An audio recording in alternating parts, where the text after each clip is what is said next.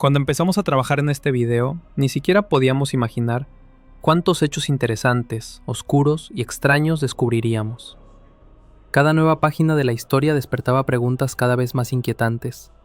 ¿Por qué nos ocultaron todo esto? ¿Y por qué lo siguen escondiendo incluso ahora? Créanme, lo que verán en este video los sorprenderá más de una vez. Por eso les recomiendo verlo hasta el final, porque allí conocerán lo más interesante y lo más impactante. Solo así podrán formarse su propia opinión sobre lo que durante tantos años se mantuvo en las sombras. Imagina que tus padres te llevan de la mano para presentarte ante tu propia tumba. La lápida tiene tu nombre. La fecha de nacimiento no es la tuya. La fecha final ya está grabada. Y te dicen, este era tu hermano. Se llamaba como tú. Tú has venido a reemplazarlo.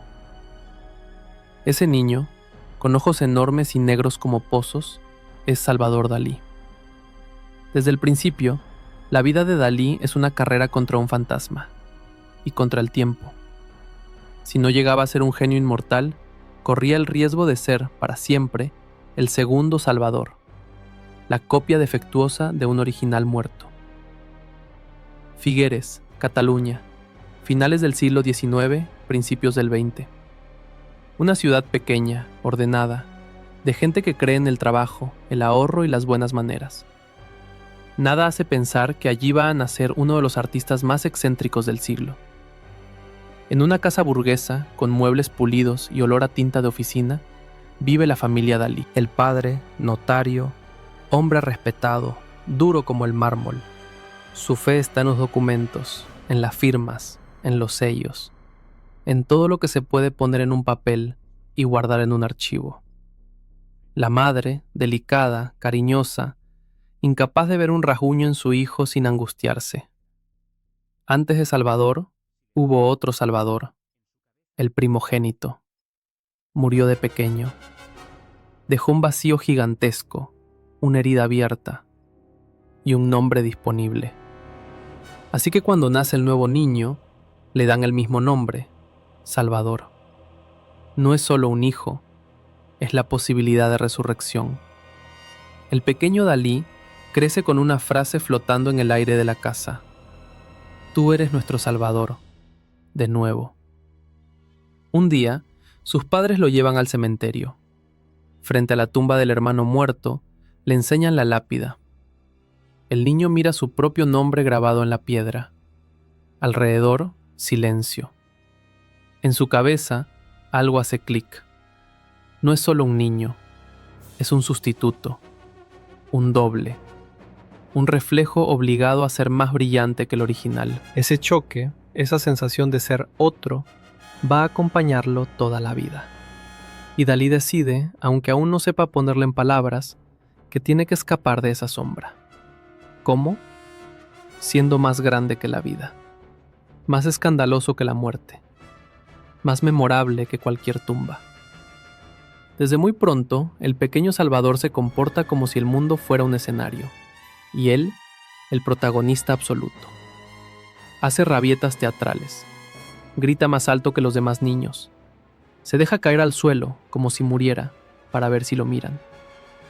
En una ocasión, empuja a un compañero desde lo alto de un puente solo para sentir el poder de decidir, por un segundo, entre vida y muerte. El niño no se mata, pero el gesto deja claro algo. Salvador Dalí no va a conformarse con ser normal. En el interior de esa cabeza inquieta se mezcla algo peligroso, un miedo profundo a desaparecer y un deseo feroz de ser visto. La madre, sin embargo, ve algo más. Nota que cuando Salvador se sienta con un lápiz delante de un papel, el mundo se calma. Las rabietas se apagan. El niño, que hace un momento parecía poseído, se vuelve concentrado, minucioso, casi silencioso. Dibuja, copia, observa cómo la luz cae sobre las cosas. El padre, práctico, mira esos dibujos con una mezcla de orgullo y recelo. Arte, sí, muy bien, pero lo que da de comer son las leyes, las escrituras, las herencias. Aún así, no puede negar la evidencia. El niño tiene talento.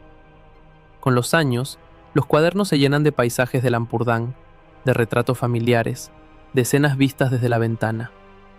Dalí mira el cielo y no ve solo nubes, ve formas, monstruos, animales escondidos. El mundo, para él, ya empieza a ser una pantalla donde proyectar sus obsesiones. En la escuela es un alumno extraño, a veces brillante, a veces imposible. Quiere respuestas absolutas, pero se burla de las reglas. Cuando los profesores lo corrigen, él se rebela. Cuando lo elogian, exige más atención. Dentro de sí, la sensación de carrera contra el tiempo crece. No quiere ser el segundo Salvador Dalí. Quiere ser el único Salvador Dalí del que el mundo hable dentro de 100 años. Llega la adolescencia y con ella, las primeras oportunidades reales de mostrar su arte. En Figueres, se organiza una pequeña exposición colectiva. El Teatro Municipal, ese edificio que un día se convertirá en su propio museo, abre sus puertas a las obras de un grupo de jóvenes artistas locales. Entre paisajes correctos y bodegones discretos, aparecen los lienzos de Dalí. Hay algo diferente en ellos. Una precisión casi cruel en los detalles. Una luz exagerada. Una especie de hiperrealidad que hace que las cosas parezcan más intensas que en la vida real. Los vecinos miran y murmuran. Algunos se entusiasman, otros fruncen el ceño.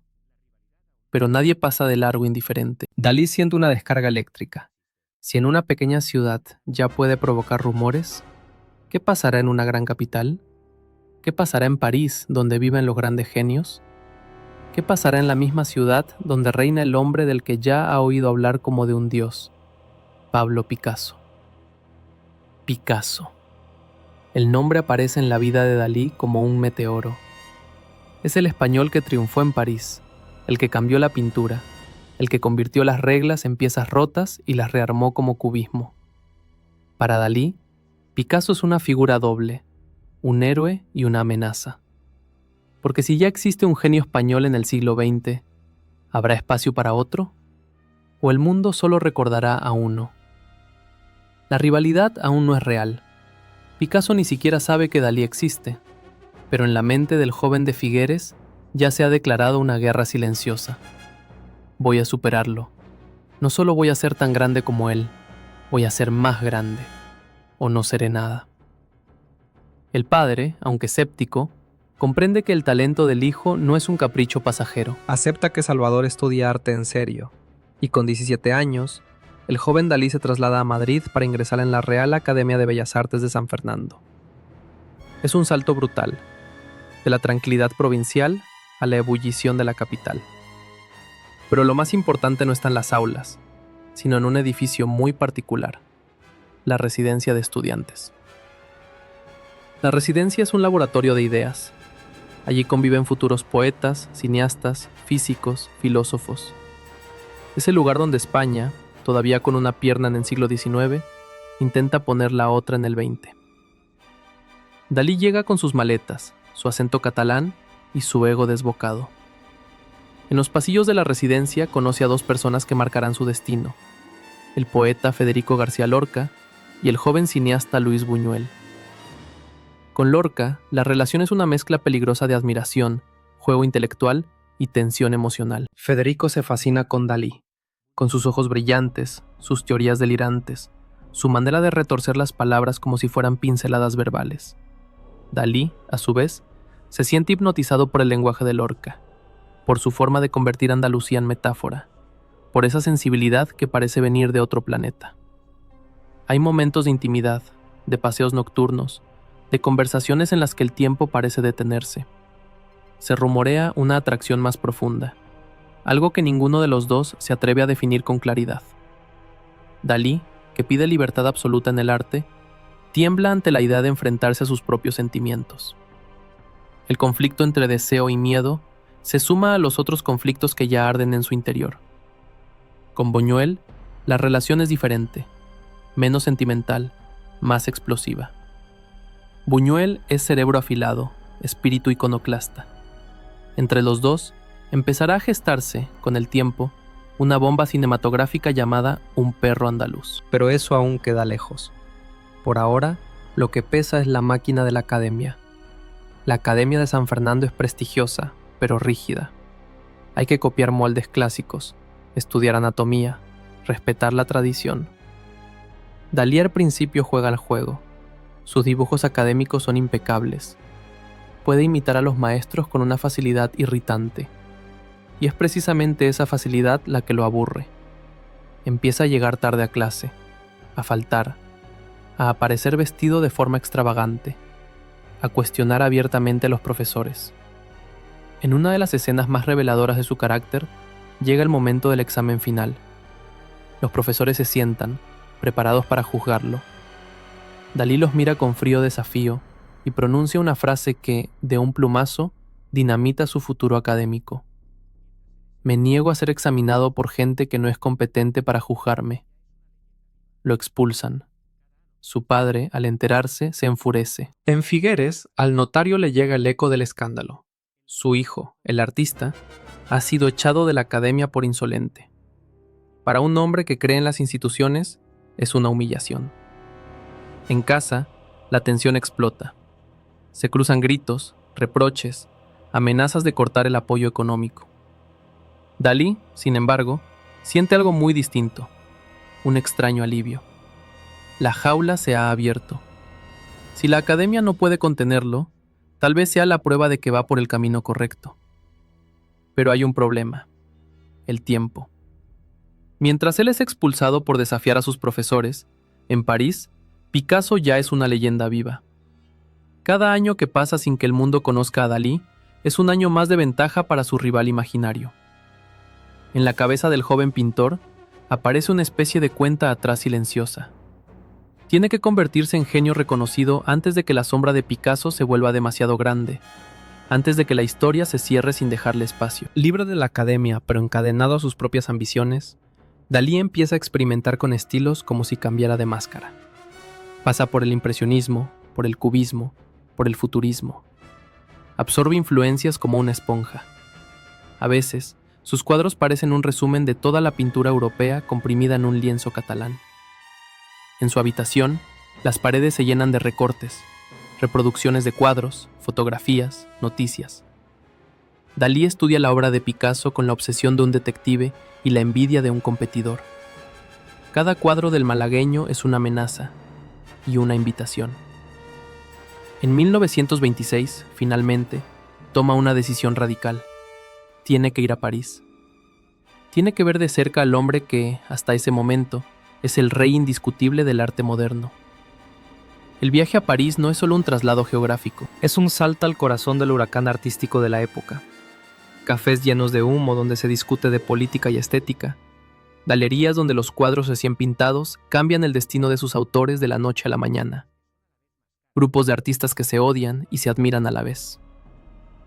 Cuando Dalí llega, el ambiente está cargado de nombres que para él son casi mitológicos. Breton, Aragón, Sara, Ernst y, por supuesto, Picasso. El encuentro entre Dalí y Picasso no tiene efectos pirotécnicos visibles. No se tiran platos, no se gritan. Pero en el interior de Dalí es como si se abriera un abismo. Picasso lo recibe, cordial pero distante. Sabe que tiene delante a un joven pintor español prometedor, pero poco más. Para Dalí, en cambio, es como entrar en el despacho de un emperador. Observa los cuadros que llenan el estudio, figuras descompuestas, cuerpos multiplicados, rostros que son a la vez máscara y anatomía. Siente una mezcla de fascinación absoluta y rabia. Esa rabia no es odio, es algo más retorcido. La intuición de que nunca podrá borrar a Picasso de la historia, pero sí puede intentar escribir su nombre al lado, o incluso por encima. Sale del estudio con una certeza nueva. Si quiere ser inmortal, tiene que dejar de seguir los pasos de los demás. Tiene que inventar algo que no se parezca a nada. Y París le ofrece la herramienta perfecta para eso: el surrealismo. El surrealismo no es solo un estilo pictórico, es una forma de dinamitar la realidad. Sus fundadores hablan de sueños, de subconsciente, de deseos reprimidos. Freud se ha convertido en una especie de oráculo. Las imágenes irracionales, los objetos imposibles, las combinaciones absurdas son la nueva moneda de cambio.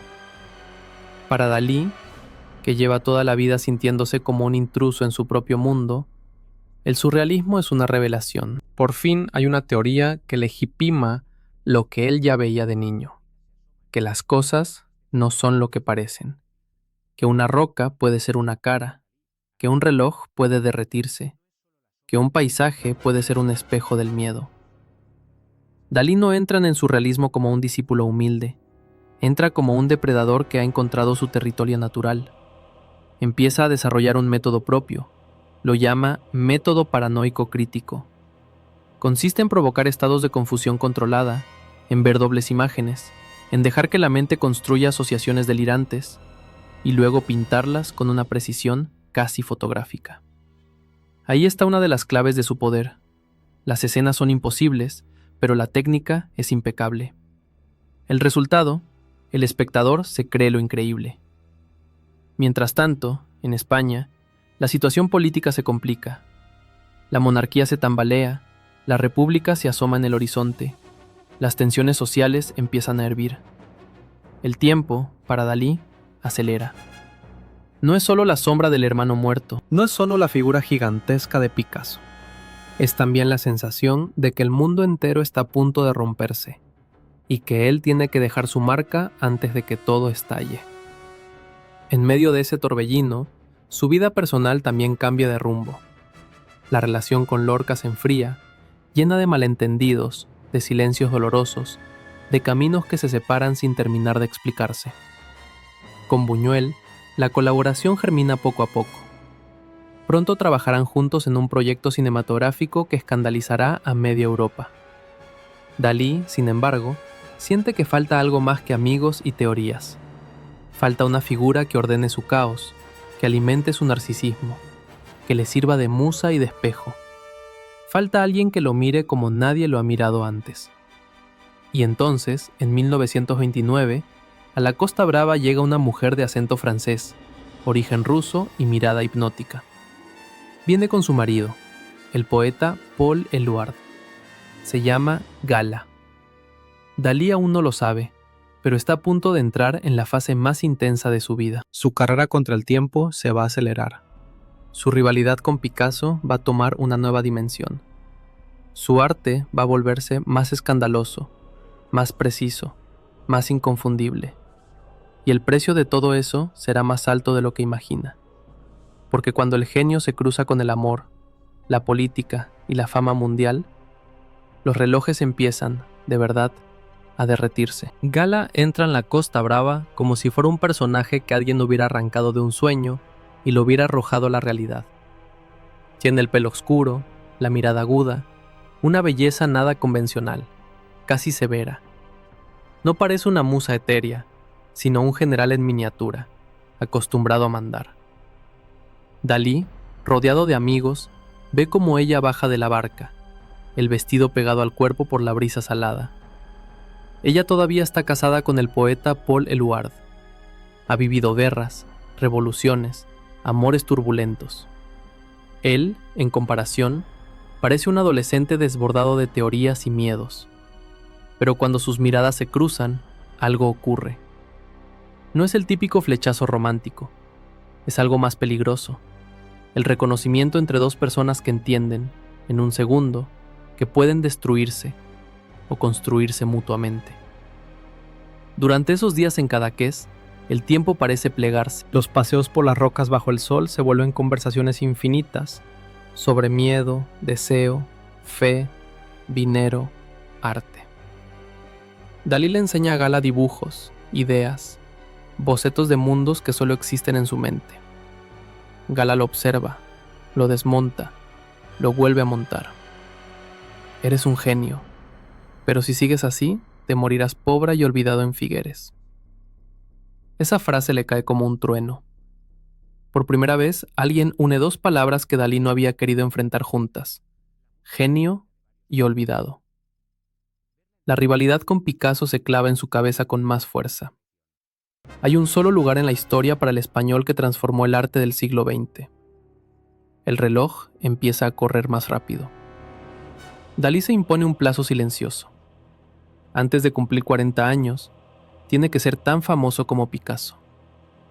No es una meta modesta, es una sentencia.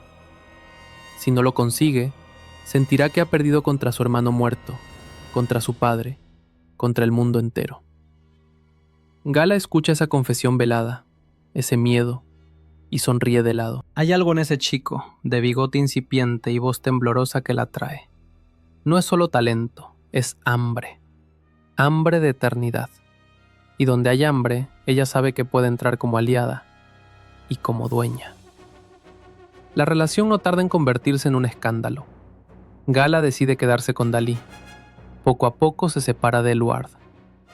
Para los surrealistas parisinos, esa mujer era una figura casi sagrada, la musa compartida de varios poetas. Verla entregarse a un pintor catalán caprichoso y excesivo es una traición. Pero el verdadero terremoto está en Figueres. Cuando la noticia llega al padre de Dalí, el notario ve rojo. Gala es una extranjera, mayor que su hijo, divorciada, con una hija de otro hombre, lanzada, sin el más mínimo interés en la respetabilidad burguesa. Para él, es la definición exacta de mala influencia. El enfrentamiento entre padre e hijo alcanza su punto más violento. Ya no se trata solo de arte, de academias, de exámenes. Ahora se trata de honor, de apellido, de familia. En una escena casi teatral, Dalí regresa a casa. El padre le pone delante un documento notarial. En él, ha escrito que lo deshereda, que lo expulsa del núcleo familiar, que corta el apoyo económico. Para rematar el gesto, le muestra un cuadro que Dalí pintó de niño, un retrato de su madre ya fallecida, y lo ha colgado en el retrete, encima de la taza. Es un golpe directo al corazón. La madre, la figura que más ternura le dio en la infancia, convertida en objeto de humillación en un baño. Dalí tiembla, pero no se derrumba. Toma el gesto como un fuego purificador. Sale de esa casa con algo roto para siempre, y algo nuevo decidido.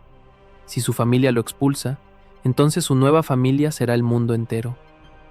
Si no le queda herencia, se inventará una fortuna. Y si su padre se aferra a la ley, él se aferrará al mito. Gala está a su lado. A diferencia de la madre, no es refugio, es motor. Ella ve el dolor de Dalí y lo convierte en gasolina para la máquina del genio. Ahora no tienes nada que perder, le dice, solo el tiempo. Mientras España se agita, París se convierte en el campo de batalla artístico donde Dalí va a librar su guerra más íntima, la guerra contra la mediocridad, contra el olvido, contra la sombra de Picasso y contra los mismos surrealistas que lo han acogido. Con Gala como estratega, su carrera da un salto. Ella negocia, presiona, ordena, se ocupa de los contratos, de las ventas, de los marchantes. Poco a poco, la imagen de Dalí deja de ser la de un excéntrico prometedor y se vuelve la de una fuerza imparable. Pero falta algo crucial, una imagen icónica, un cuadro que condense toda su visión del mundo. Y aparece en 1931 en un lienzo más bien pequeño, pintado en Portligat.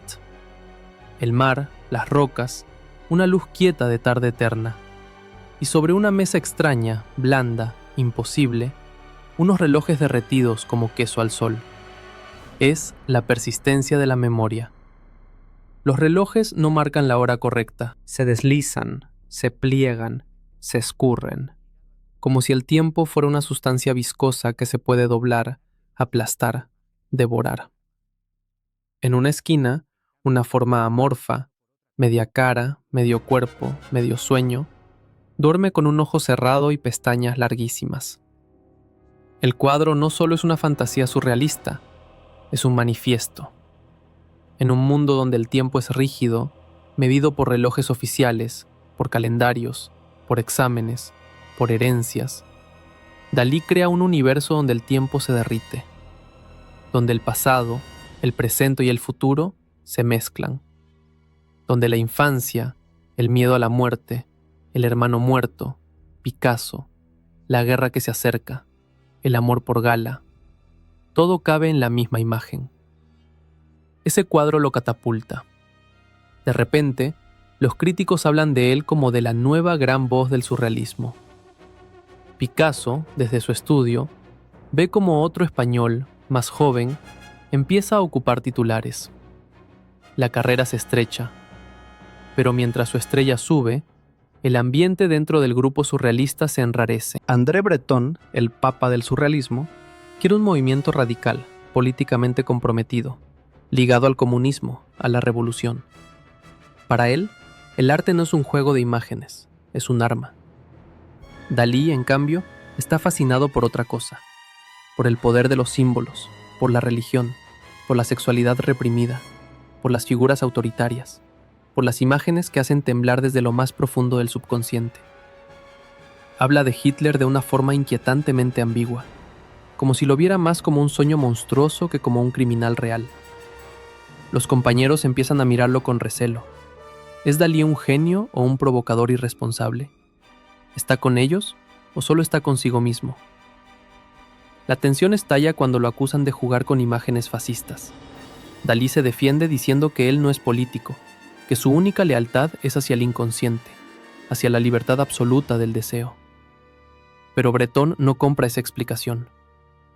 Llega el momento del juicio surrealista. En una reunión cargada de humo y resentimiento, el grupo se reúne para decidir el destino de Dalí. Él, que detesta ser juzgado por profesores mediocres, se ve otra vez sentado ante un tribunal, pero ahora el tribunal son sus propios compañeros de vanguardia. La sentencia: expulsión. Breton, con su veneno literario, le cuelga un apodo que se volverá célebre: Ávida Dollars, un anagrama de Salvador Dalí, insinuando que lo único que le importa es el dinero. Es un golpe brutal.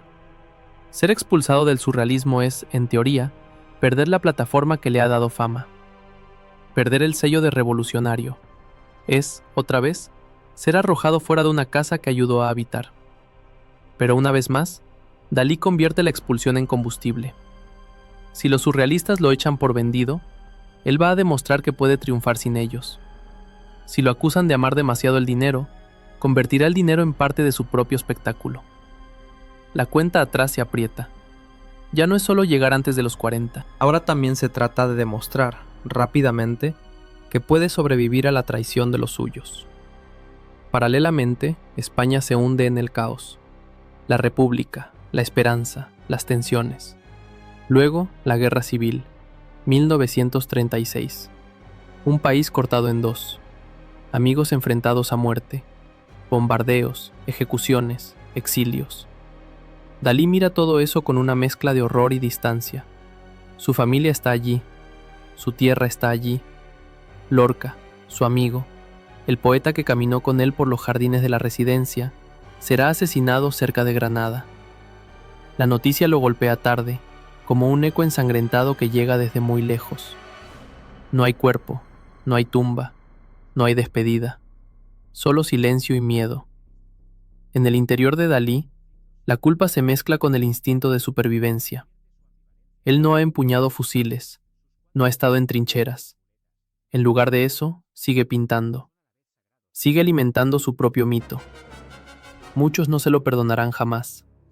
Para Picasso, la guerra española es una llamada a las armas del arte. En 1937, pinta Guernica, un rugido en blanco y negro contra los bombardeos, contra el fascismo, contra la destrucción. Es un cuadro enorme, violento, que convierte a Picasso en la conciencia moral del momento. Dalí lo ve y siente un pinchazo profundo. Su rival ha utilizado la guerra para sellar su lugar en la historia. Ha creado una imagen que será recordada como símbolo de todo un pueblo sufriente. ¿Y él? Él pinta sueños íntimos, relojes blandos, cuerpos disueltos. La presión interior crece. Tiene que encontrar su propia forma de dialogar con el horror del mundo sin traicionar su lenguaje. No puede copiar a Picasso, porque eso sería admitir la derrota. No puede volverse un pintor político directo, porque traicionaría su esencia. Entonces hace algo característico. Acepta el conflicto sin resolverlo del todo. Convierte su ambivalencia en tema.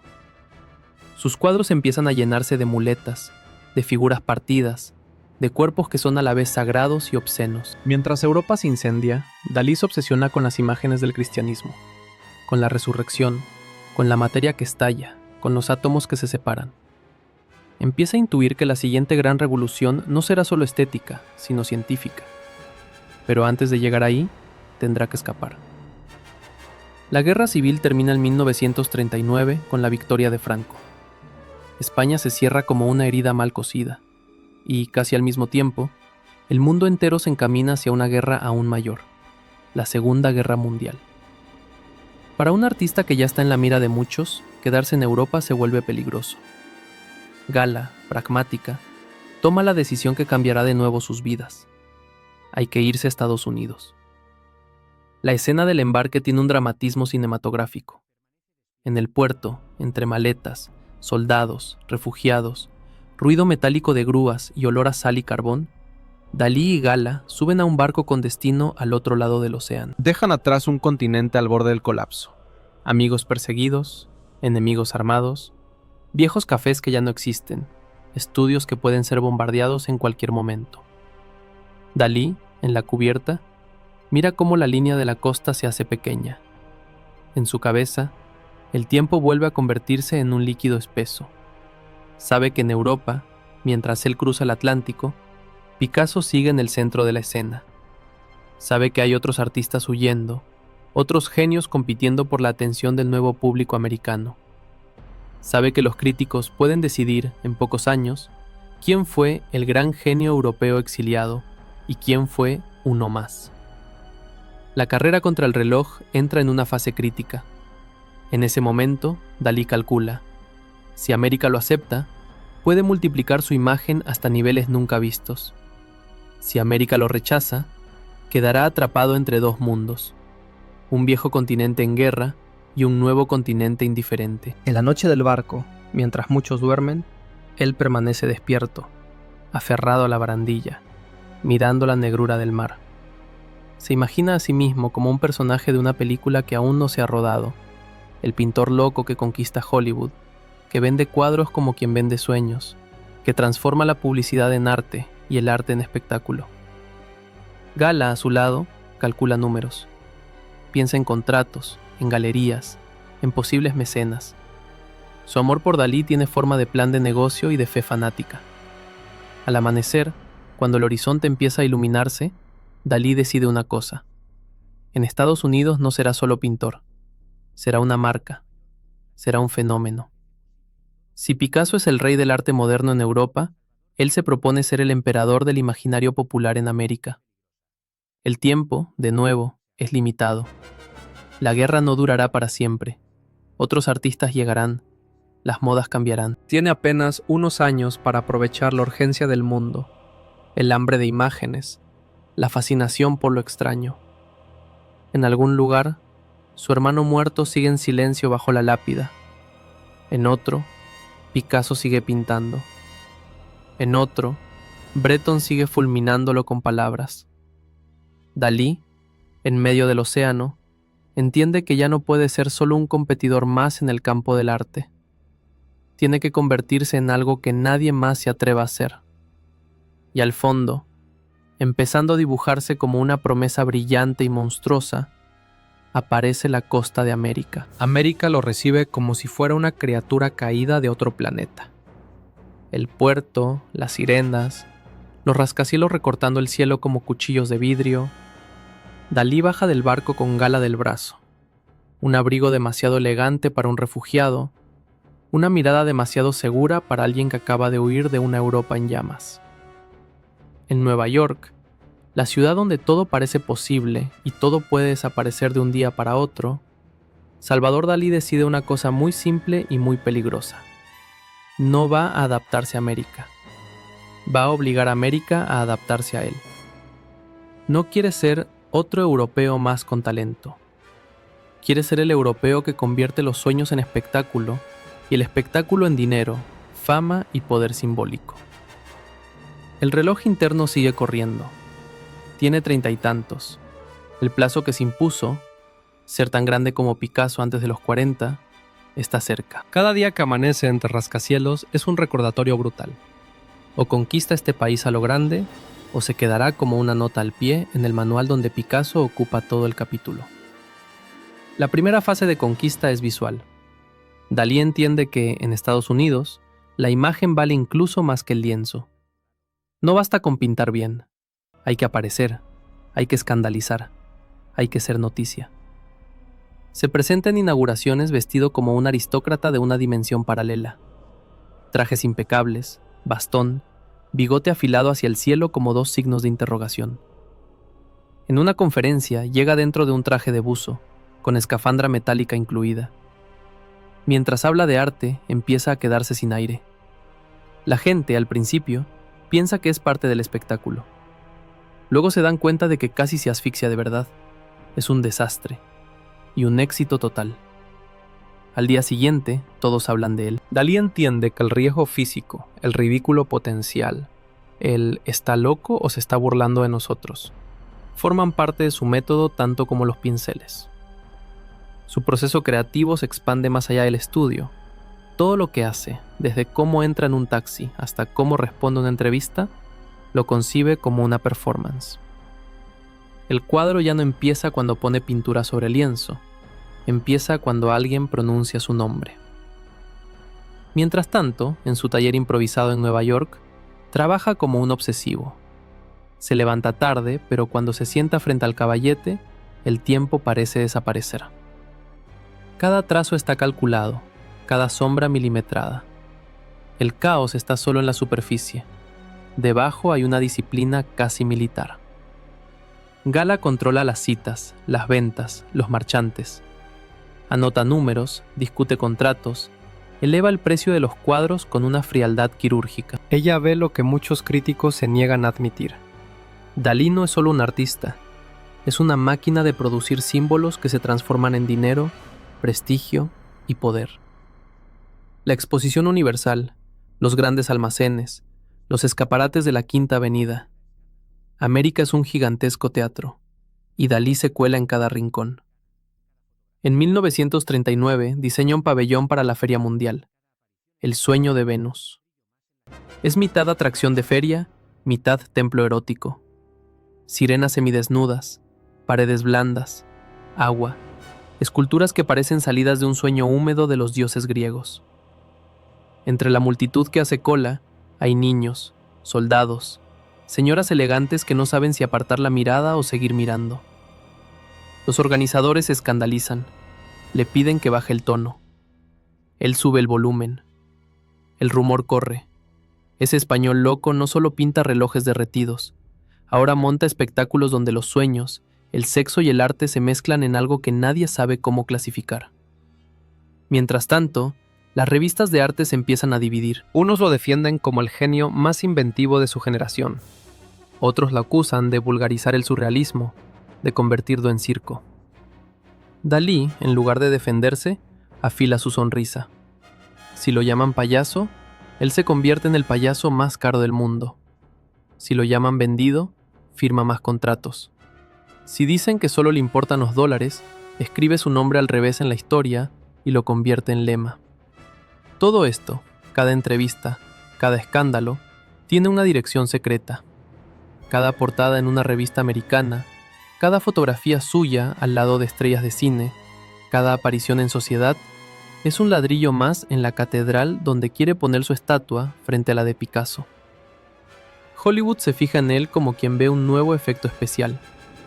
Los directores no entienden del todo sus cuadros, pero sí entienden algo. Ese hombre ve imágenes que nadie más ve, y el cine vive de imágenes.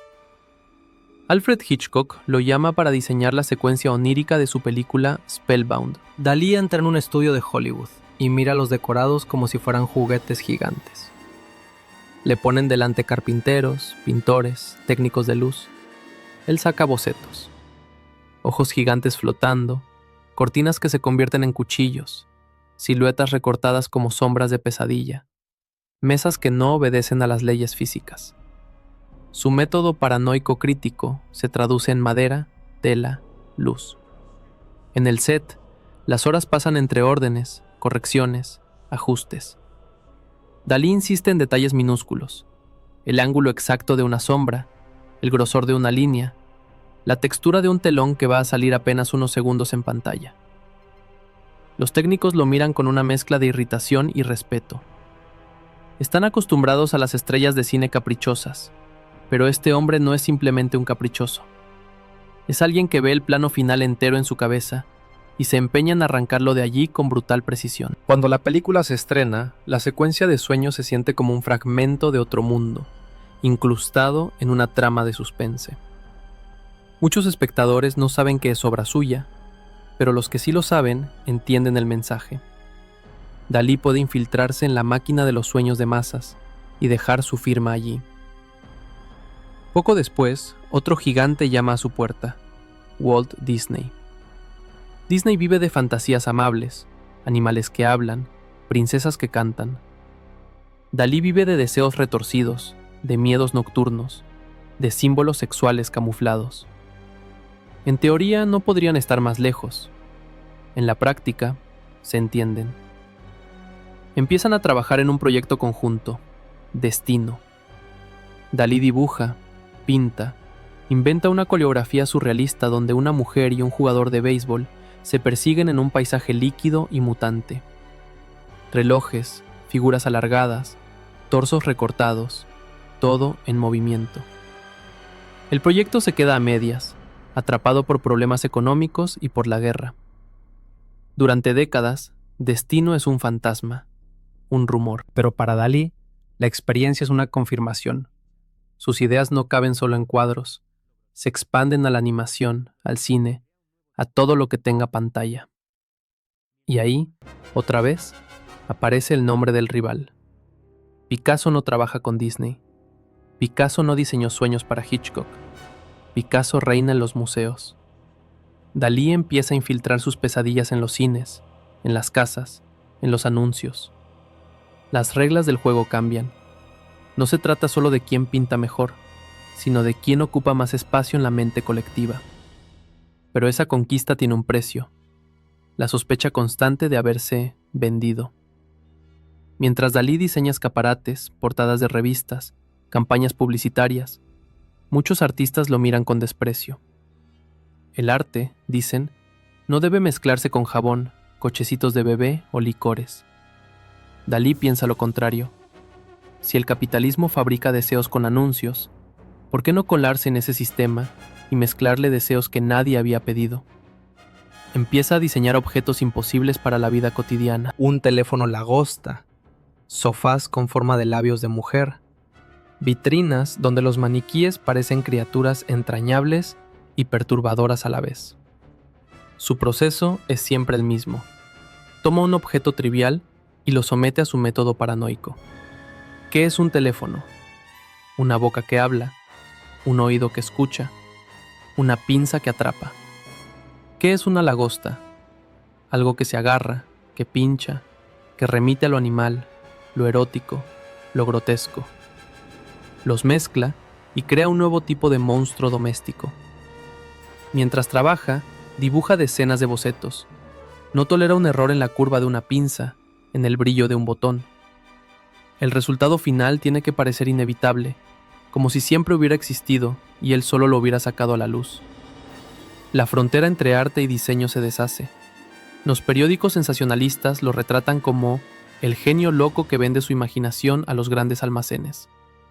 Los intelectuales izquierdistas lo acusan de haber abandonado la lucha, de haberse convertido en bufón de los ricos. Dalí levanta una ceja, se acaricia el bigote y responde: lo único que traicionaría a mi genio sería no explotarlo. Dentro, sin embargo, la presión aumenta. Sabe que toda esa vida de espectáculo tiene una fecha de caducidad. El público se cansa, las modas cambian, lo nuevo envejece rápido en un país que vive a toda velocidad. Tiene que crear algo que vaya más allá del escándalo, algo que sobreviva a los titulares.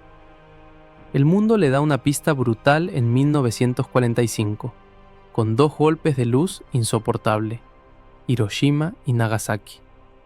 Las imágenes de las ciudades arrasadas, los cuerpos evaporados, la ciencia convertida en arma total, sacuden a Dalí como pocas cosas antes. El hombre ha descifrado el átomo y lo ha usado para borrar ciudades enteras. Para alguien que siempre ha visto la realidad como algo frágil, maleable, la bomba atómica es la prueba definitiva. El mundo puede deshacerse de un momento a otro en polvo de luz. Dalí empieza a devorar libros de física, relatos científicos, Teorías sobre la estructura de la materia. Lo que encuentra allí lo fascina. El universo no es sólido, es una danza de partículas invisibles. Los objetos, que en sus cuadros ya flotaban y se descomponían, ahora flotan y se descomponen también, comprobablemente en el laboratorio. De ese cruce entre ciencia y fe nacerá su nueva etapa, el misticismo nuclear. En su estudio, los lienzos cambian. Objetos que antes se derretían ahora levitan, fragmentados en unidades milimétricas. Cuerpos suspendidos en el aire, separados por pequeños vacíos de espacio, como si una explosión silenciosa los hubiera detenido justo antes de desaparecer. En Leda Atómica, Gala, siempre Gala, aparece flotando, sin tocar en suelo, rodeada de elementos suspendidos. Nada se apoya, nada cae. Es el mundo después de la bomba, sin gravedad moral ni física. Para conseguir ese efecto, Dalí hace algo tan poco místico como llenar el estudio de cuerdas, soportes, marcas, medidas. Cuelga objetos del techo, los fotografía, estudia la sombra que proyectan, calcula distancias. Su atención al detalle roza lo obsesivo. Cada centímetro de aire entre dos figuras está medido.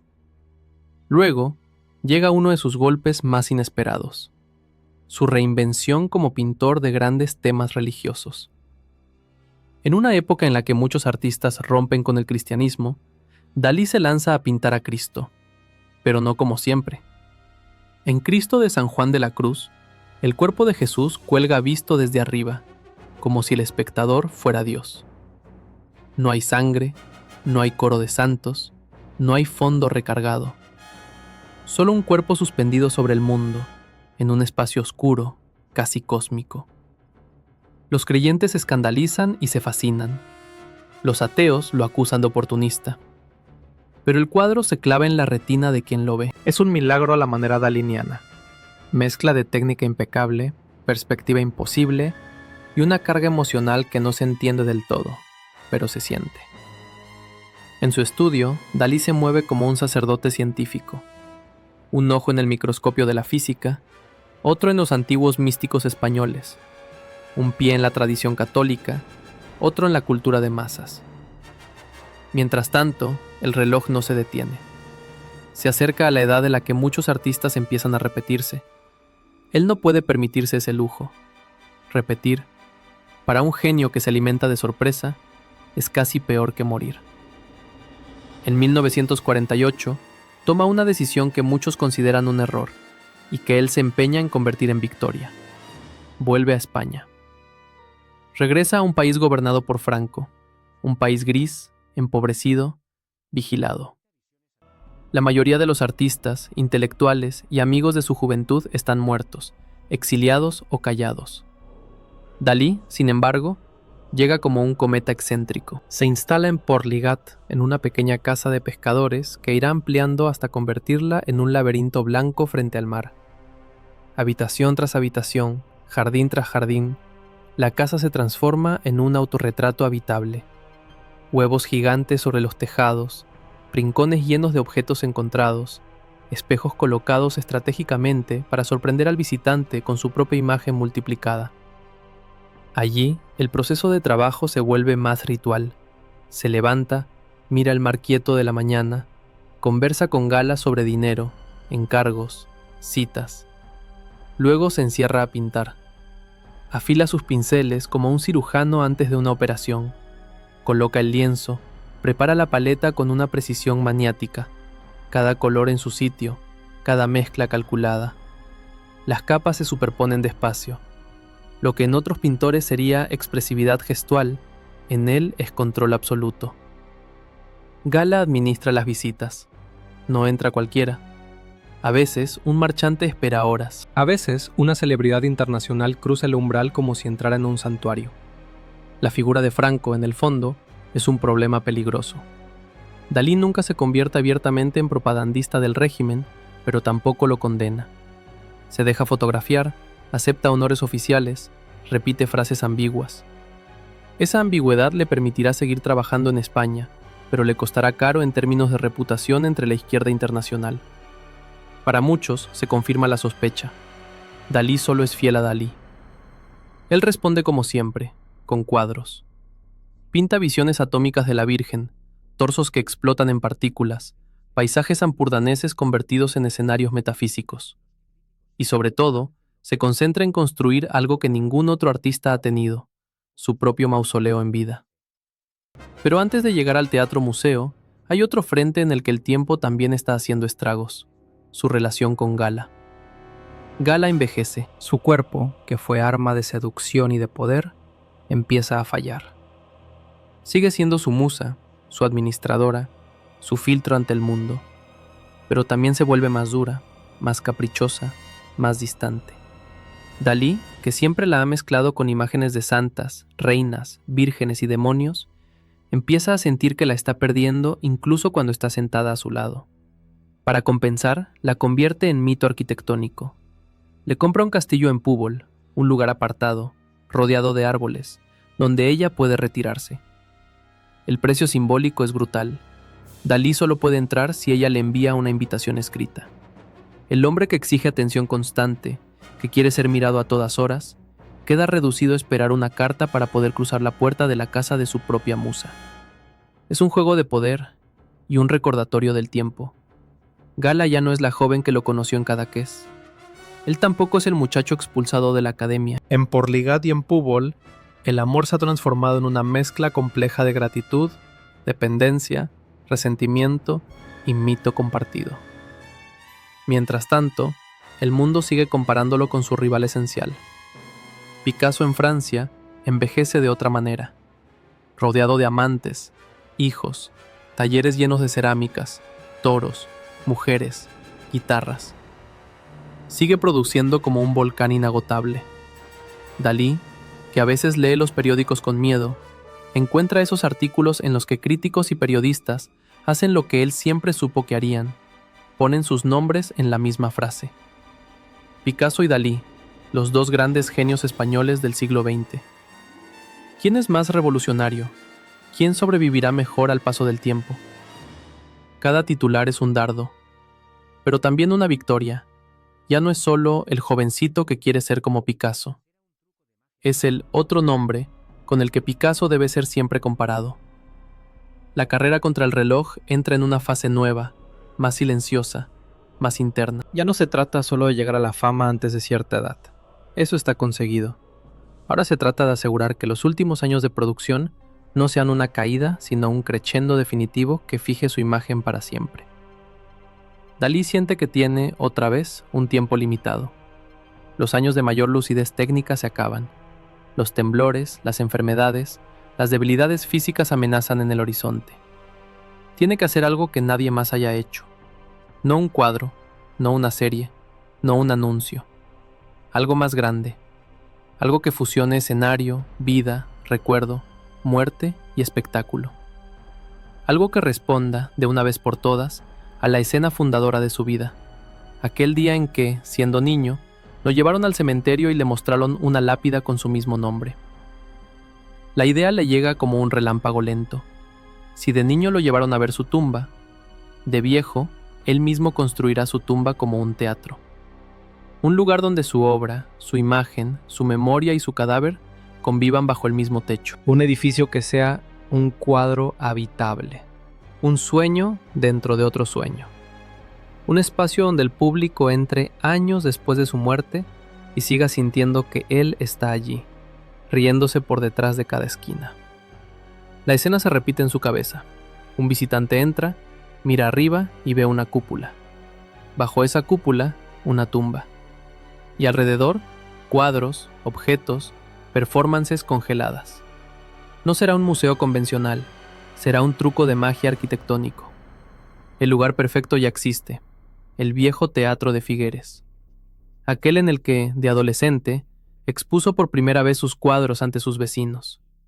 Aquel que su padre veía como una simple institución local.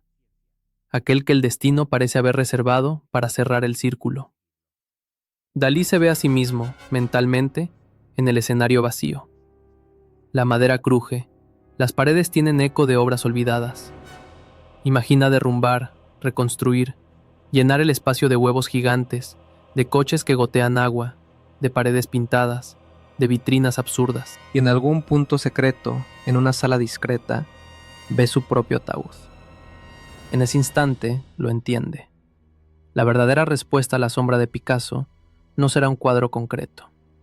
Será este gesto desmesurado. Convertirse en el artista que se construye su propio templo fúnebre mientras aún está vivo para diseñar cada detalle. El tiempo, otra vez, le marca el compás. Tiene que hacerlo antes de que su cuerpo ya no le obedezca, antes de que Gala muera, antes de que el mundo pase página definitivamente. Se pone a trabajar en planos, bocetos, maquetas. Discute con arquitectos, con albañiles, con autoridades municipales. Cada decisión es una mezcla de narcisismo extremo y lucidez teatral. No está diseñando solo para la sensibilidad de su época, sino para ese visitante anónimo de dentro de 50, 100 años. Mientras diseña su teatro museo, en su estudio sigue pintando. Rostros que se hacen paisajes, paisajes que se hacen cuerpos, experimentos con hologramas, cuadros estereoscópicos que parecen salir de la pared cuando se miran desde el ángulo preciso. Sabe que los críticos murmuran que se ha repetido, que se ha convertido en caricatura de sí mismo, y sin embargo, sigue empujando su rarísima mezcla de religión, ciencia, erotismo y autoparodia hacia lugares donde casi nadie se atreve a seguirlo. A veces, por la noche, se sienta ante el espejo y observa su rostro envejecido. El bigote sigue en alto, pero la piel tiene surcos. Los ojos han visto demasiadas guerras, demasiadas traiciones, demasiadas fiestas. Piensa en Picasso, en su taller lleno de cerámicas. Piensa en su hermano muerto, quieto bajo la lápida. Piensa en el niño que casi se asfixió en una conferencia por llevar un traje de buzo. Piensa en Gala, en Púbol, en el castillo al que solo entra cuando ella le deja. Y decide, apretando los dientes, todavía no. Todavía no es el momento de detenerse. Hay que terminar el teatro. Hay que terminar de convertir la vida entera en una obra de arte que no se acabe con el último trazo de pincel, sino con la última piedra puesta en Figueres. El reloj avanza. Los relojes blandos en sus cuadros se derriten, pero el tiempo real no afloja. Y Dalí se lanza a su último gran proyecto con la misma mezcla de miedo y soberbia que lo acompañó desde la infancia. Porque sabe que la fase final de su vida, la que está a punto de empezar, ya no será solo la historia de un pintor famoso. Será la historia de un hombre que intenta controlar incluso la forma en que será recordado después de muerto. Y esa batalla, la del legado, puede ser más cruel que cualquier rivalidad con Picasso. Cuando el viejo teatro de Figueres reabre sus puertas, ya no es un teatro. Es un organismo vivo, una trampa, un laberinto, una broma gigantesca y una tumba. La primera noche de inauguración, las luces bañan la fachada roja salpicada de pequeños panes dorados, coronada por huevos gigantes que parecen haber caído de algún cielo absurdo. La gente llega vestida de gala, de negro y lentejuelas, sin saber muy bien a qué viene. ¿A un museo? ¿A una fiesta? ¿A un funeral al que todavía no se ha presentado el muerto? Dentro, el espacio es un delirio controlado. Un patio de butacas convertido en plaza, un escenario convertido en altar para cuadros y objetos, una cúpula transparente que deja ver el cielo como si fuera otra pintura. En las paredes, Dalí ha colocado fragmentos de su vida, cuadros famosos, experimentos raros, dibujos, esculturas que no sabes si debes contemplar o esquivar. El público entra y se ve obligado a moverse, como en un sueño. Sube escaleras que no llevan donde esperabas, abre puertas que dan a pasillos llenos de ojos, cruza patios donde un coche llueve desde dentro, pasa junto a gustos coronados por barras de pan. Y, en algún lugar, bajo la cúpula, sin que todos lo sepan, late un centro oscuro. Allí, más adelante, descenderán sus restos.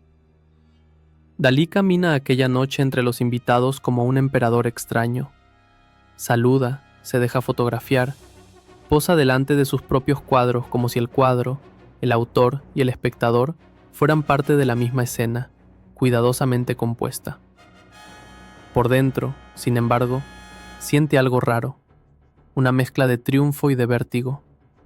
Ha conseguido lo que se propuso, construir su propio mausoleo en vida, diseñar el decorado de su muerte, dejar listo el escenario donde su nombre seguirá representándose cuando él ya no esté. Pero justo cuando alcanza esa cima, se da cuenta de otra cosa. El reloj no se ha detenido. Al contrario, ahora su tic-tac suena más fuerte que nunca. Tiene un teatro museo, tiene fama mundial. Está, oficialmente, en el panteón de los grandes. ¿Y ahora qué? Hay una noticia que lo sacude como un trueno silencioso. 1973. Muere Picasso. El hombre al que ha perseguido toda su vida, ese rival gigante cuyo nombre aparecía como medida de todas las comparaciones, desaparece de repente del tablero, al menos físicamente. Dalí recibe la noticia en España. La prensa internacional habla de la muerte del último gran maestro del siglo XX.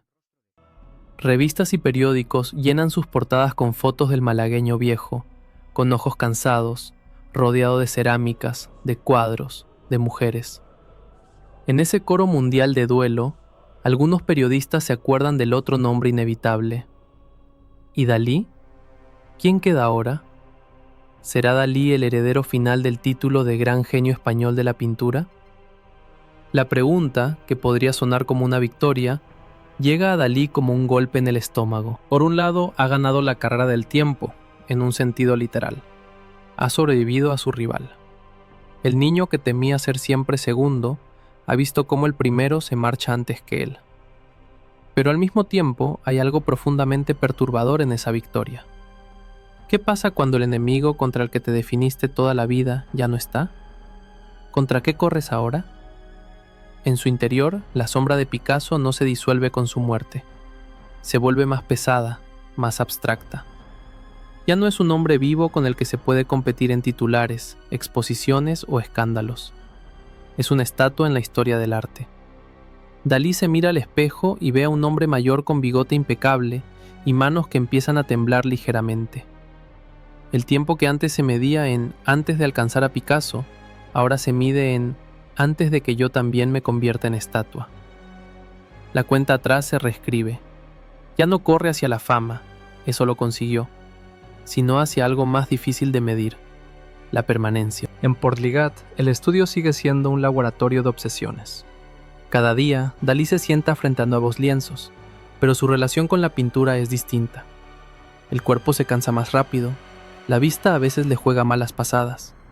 Sin embargo, su ambición visual no se reduce. Quiere hologramas, quiere imágenes dobles, quiere cuadros que se conviertan en otros cuadros cuando te apartas 2 pasos.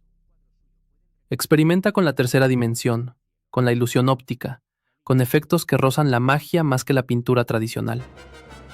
Pinta retratos que solo se entienden vistos desde un espejo cilindro. Compone imágenes que son un rostro de cerca y un paisaje de lejos. Su proceso es cada vez más técnico. Mide ángulos, calcula distancias, llama a fotógrafos, a especialistas. En su estudio, el olor a óleo se mezcla con el de productos químicos, con el zumbido de aparatos, con el brillo de lentes. Mientras trabaja, Gala entra y sale, revisando papeles, cuentas bancarias, acuerdos con galerías e instituciones. Su figura, envejecida, sigue imponiendo respeto. Los asistentes la tratan como a una reina cuyo carácter puede cambiar en un segundo. Dalí la mira con una mezcla de devoción y terror. Sabe que sin ella, buena parte de su imperio se derrumbaría.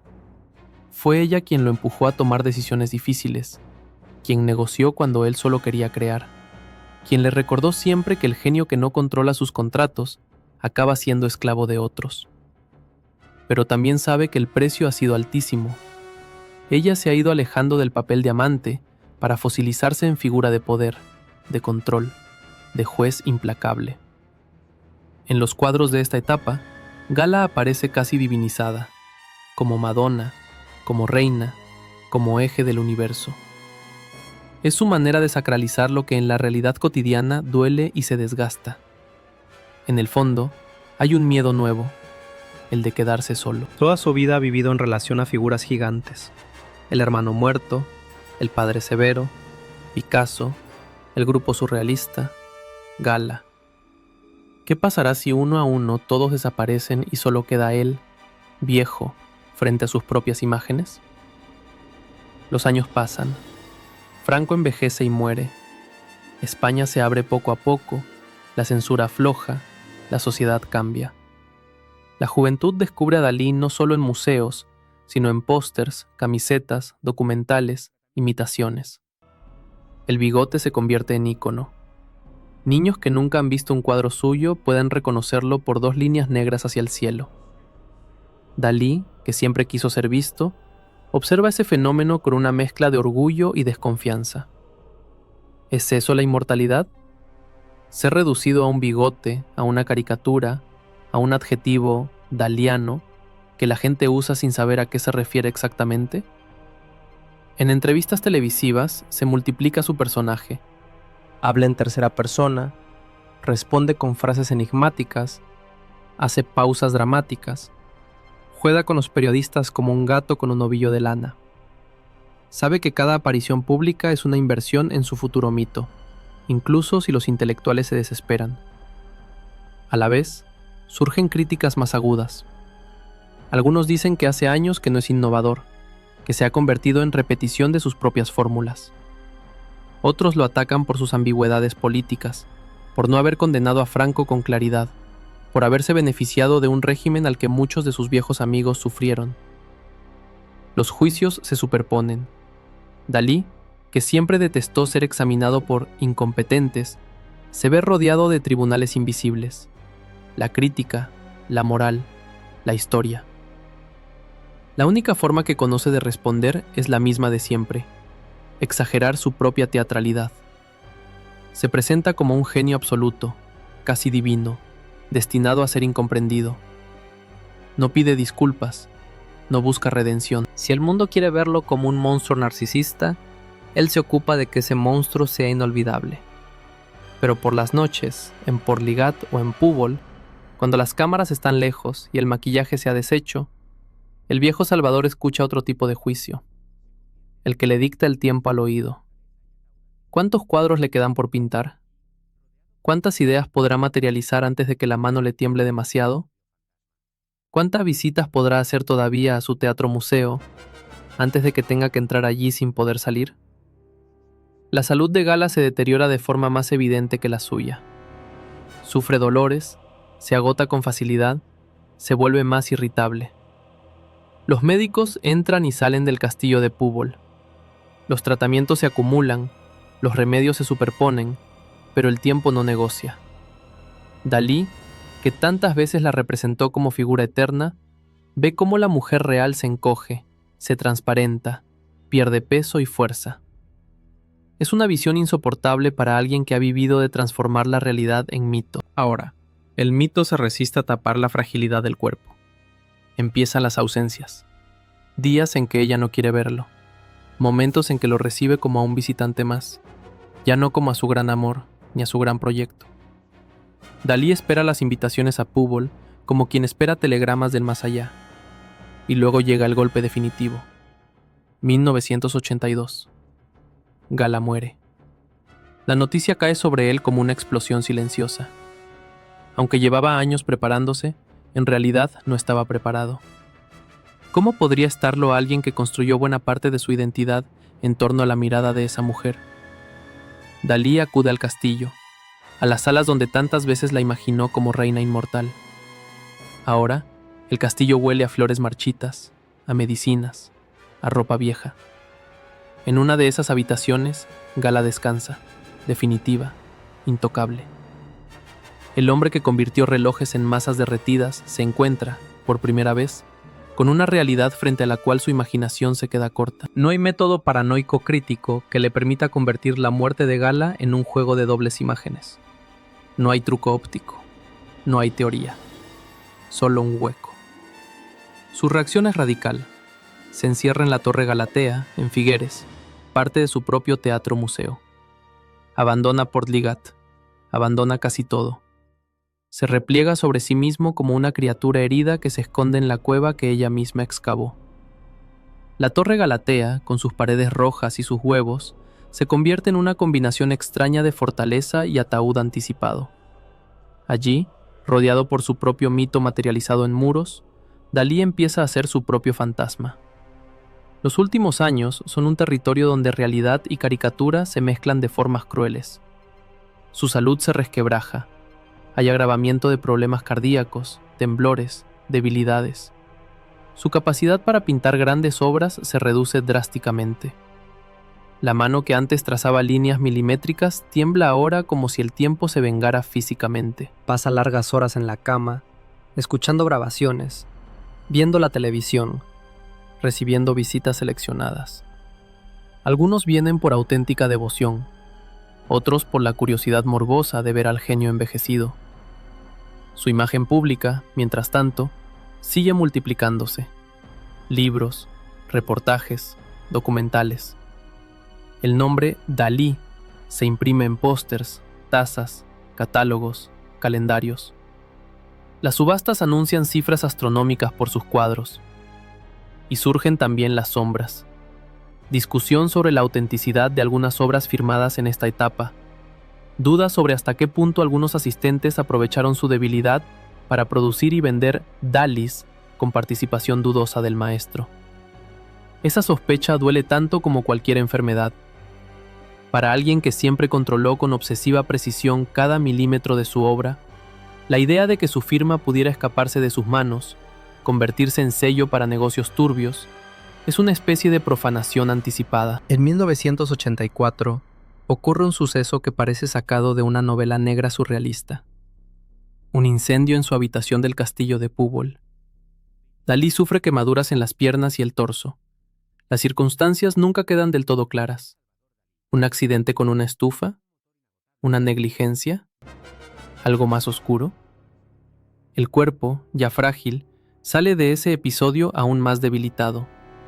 La piel herida, el dolor constante, la movilidad reducida convierten la mera existencia en una prueba. Quien alguna vez se metió en un traje de buzo hasta casi asfixiarse por hacer un espectáculo, ahora lucha simplemente por respirar y moverse sin dolor. El tiempo, que en sus cuadros se doblaba caprichosamente, ahora muestra su cara más cruel. La del minuto que tarda demasiado en pasar cuando el dolor no te deja dormir.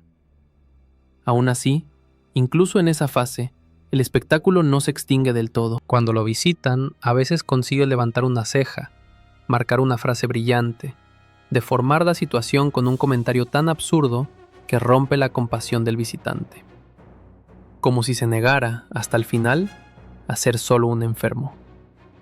Habla menos de Picasso. La rivalidad que fue el motor de su juventud ya no ocupa tanta superficie en sus conversaciones. No porque lo haya olvidado, sino porque su enemigo principal ha cambiado de forma. Ya no es otro artista, es la propia desaparición. Su obsesión última ya no es ganar titulares, sino asegurar que su teatro-museo, sus casas, sus cuadros, sigan funcionando como máquinas de fascinación después de su muerte.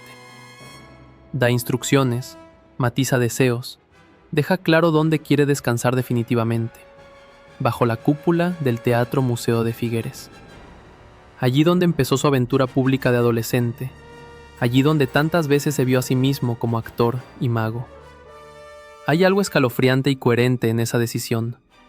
El niño que fue llevado a ver la tumba de su hermano con su mismo nombre. El joven que vivió toda su vida huyendo de una lápida ajena.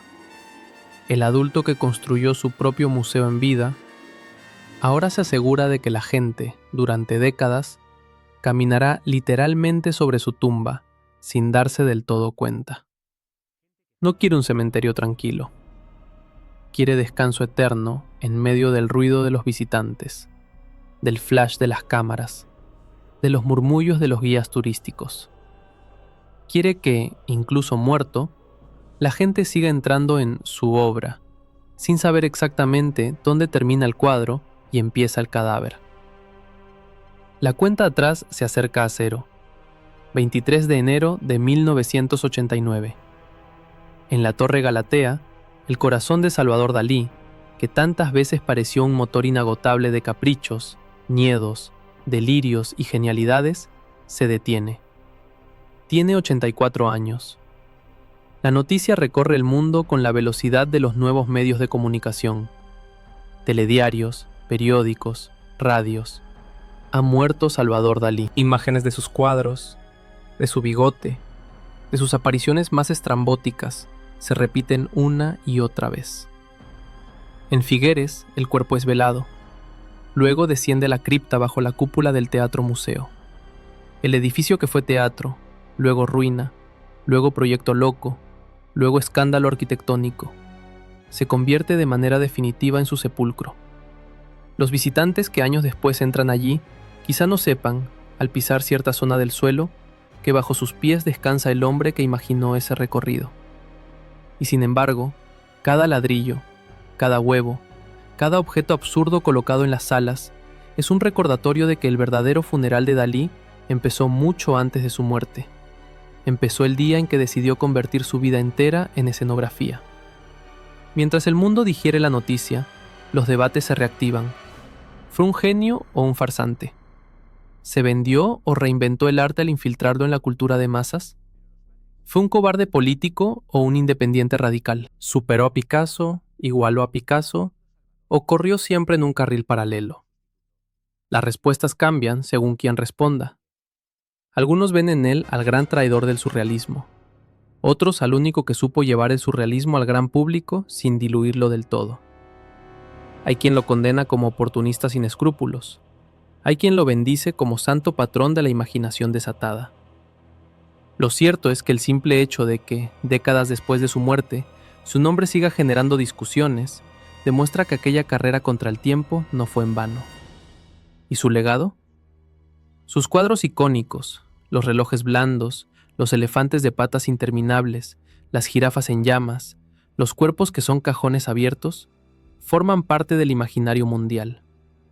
Gente que jamás ha pisado un museo, que no sabe quién fue Breton ni qué es el método paranoico crítico, ha visto en algún lugar una imagen daliniana y la ha reconocido sin saber por qué. Las escuelas de arte siguen analizando su técnica, esa combinación casi enfermiza de detalle clásico y composición imposible.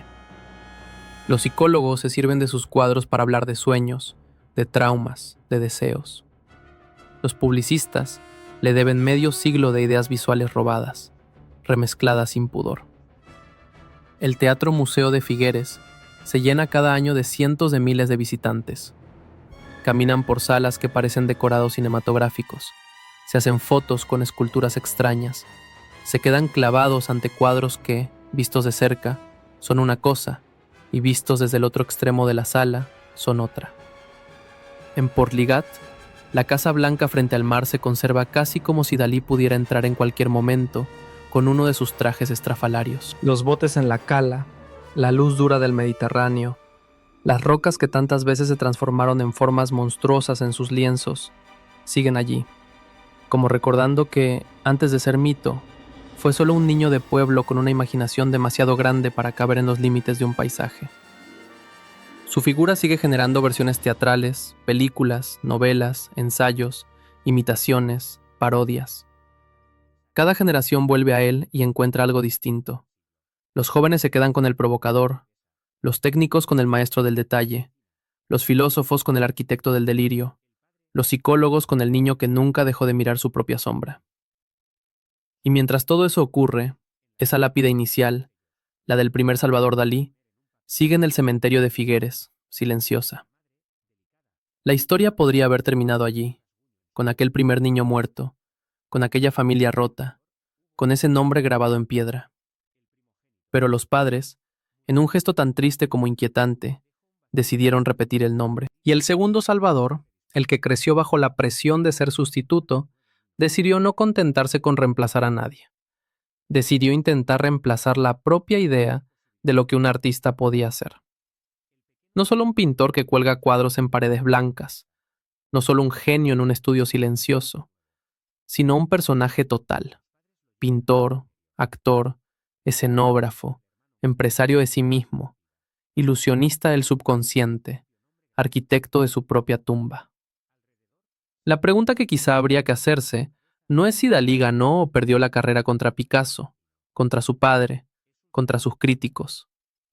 La pregunta es si consiguió escapar de la tumba que le marcaron de niño. Y tal vez la respuesta esté en esa escena que se repite cada día en Figueres.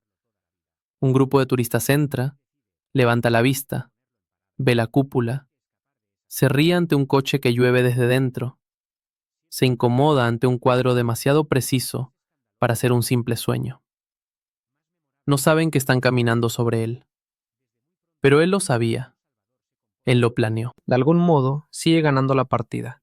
Mientras haya alguien que, al ver un reloj derretido, diga, «¿Esto parece de Dalí?», el tiempo, al menos un poquito, seguirá derritiéndose a su favor.